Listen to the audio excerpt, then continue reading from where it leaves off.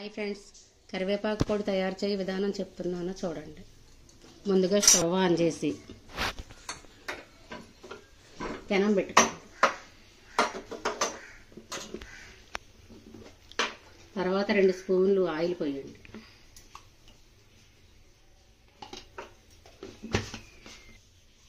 నూనె కాగాక మినపప్పు శనగపప్పు కొంచెం వేయండి.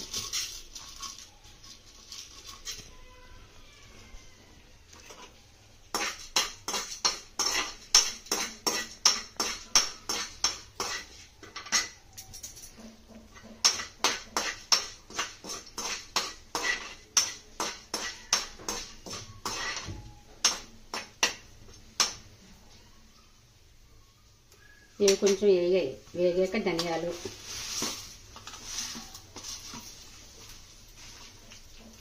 కొంచెం వేయించండి.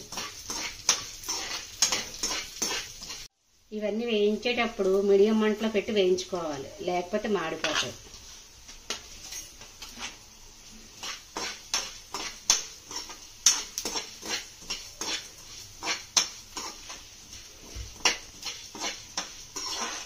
కొంచెం వేగాక ఎండుమిరపకాయలు వేయండి.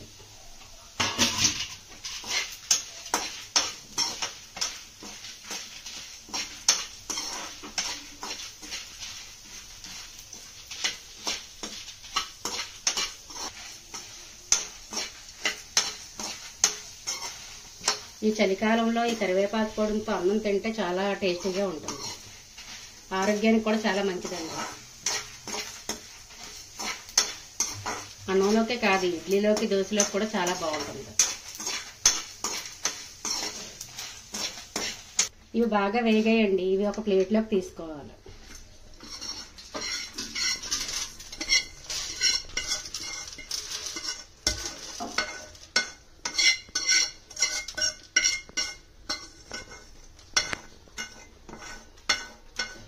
మరలా స్టవ్ మీద పెనం పెట్టుకొని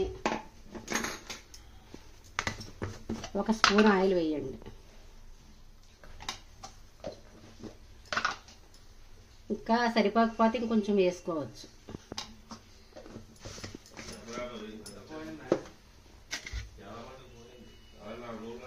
నూనె కొద్దిగా కాగాక కరివేపాకు వేసేయండి.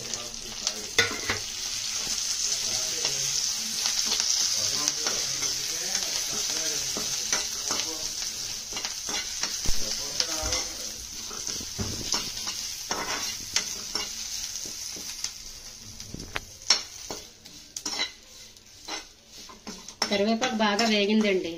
మనం స్టవ్ కట్టేసుకోవచ్చు. ఈ కరివేపాకుని ముందు శుభ్రంగా కడిగి బాగా ఆరబెట్టుకోవాలండి. ఆరబెట్టుకున్నాకే మనం పౌడర్ని తయారు చేసుకోవాలి. ఆరకపోయినట్లయితే మనకి బాగా వేగదు కరివేపాకు. చల్లారిపోయిందండి, మిక్సీ గిన్నెలో వేసుకోవాలి.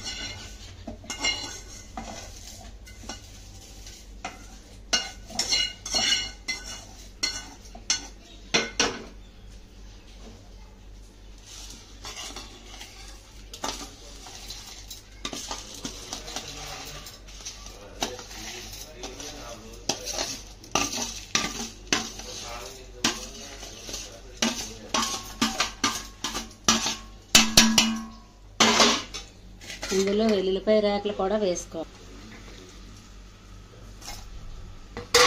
కొంచెం రాళ్ళ ఉప్పు వేసుకోవాలి. పొడలకైనా కూరలకైనా రాళ్ళ ఉప్పు అయితే బాగా టేస్టీగా ఉంటుందండి. అంతే. ఇది మిక్సీ జార్లో వేసి మెత్తగా పొడిని చేసుకోవాలి. గుమ్మగుమ్మలాడే కరివేపాకు పొడి రెడీ అయ్యిందండి. వేడివేడి అన్నంలో ఈ పొడి వేసుకొని నెయ్యి కానీ గానుగ నూనె కానీ వేసుకొని తింటే అమోఘంగా ఉంటుందండి. అన్నం అంతా మనం ఈ పొడితో తినేయచ్చు. ఈ కరివేపాకు పొడి రోజుకి 1 ముద్దలో వేసుకొని తింటే మన జీర్ణాశయానికి చాలా మంచిదండి.